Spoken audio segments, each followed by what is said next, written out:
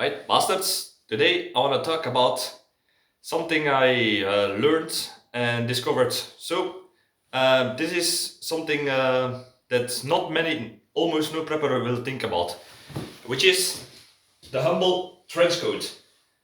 Yeah, I know it's not the biggest fashion design, but it's one of the most practical, I must say. Um, I'm a kind of history buff, and I was wondering how did soldiers in World War One could survive in those cold trenches and wet conditions?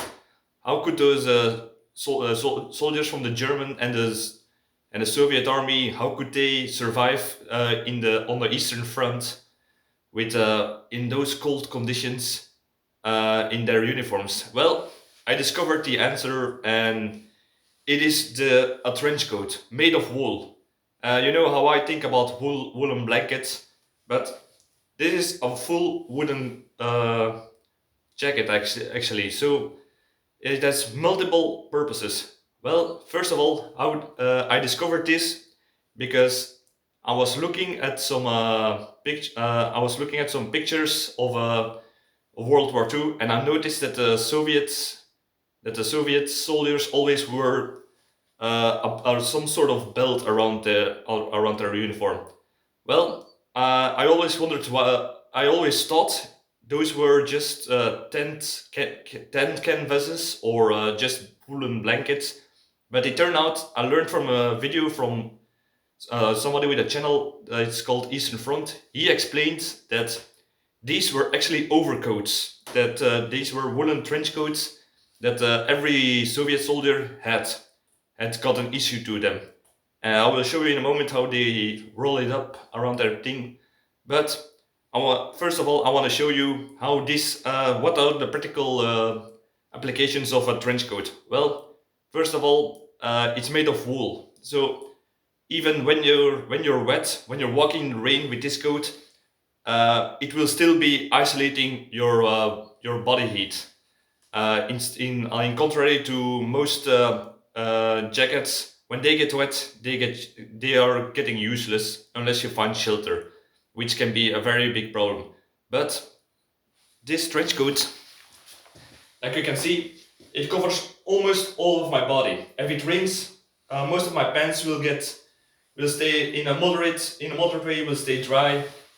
My arms, my arms are fully in. Even the neck, you can put this clothes, you can put this all the way up and connect those that you have even a neck warmer. I will not put it around because otherwise it will take too much time. And it's fully closing off. Like the buttons are on this, while a piece of the uniform still goes to here. So yeah, it's a very warm thing. Which cuts to the second point. The Soviet soldiers could not bring all their winter equipment with them, so this trench coat had a multiple function as a sort of sleeping bag. Like you can see, it's almost the whole body, and they could sleep in light shelters while staying warm. So that's another thing. It's like a jacket and sleeping bag at the same time. I do not say you can sleep with this in the snow, but if you're in a shelter and you don't have a sleeping bag or a woolen blanket or any other means of staying warm, this will very much help. So in a survival situation, yeah, this could be very good actually. All right. Another thing, it's made of wool. So if in an emergency situation, if you want to make a fire and you need to make tunnel, you can scrape with a knife across the fabric, and you can find tunnel enough to start a fire. All right. Yeah, and now we're going to the third application, which is what the Soviet soldiers always did. Yeah, they would. I'm first going to open this up. Like you can see, what they would do is when the winter and the colder days or the nights were over, and it was a little bit more warmer through the day, or when it's summertime, it's too warm to walk around with a trench coat like this, which can Actually, it's a bit fancy, I would say, but that's the point aside. That what they would do is they would put their coat on the ground, open it up, the sleeves a little bit open. So you put the whole jacket open, you take a piece of rope, and then you start to roll it up from above. I will do it like this. Wait.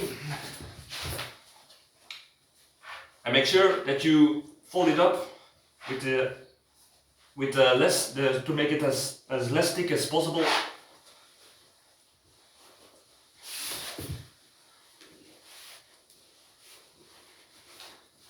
Roll it up. What you do then is put your knees in the middle. That's the place that will be the part on your shoulder. So that's a little bend that will get into it. Is very handy. Put your knee on it. Then you take the sides. You bind them together. Take a piece of rope or a belt. Depends on what you have at hand. Oh. You try it. Oh.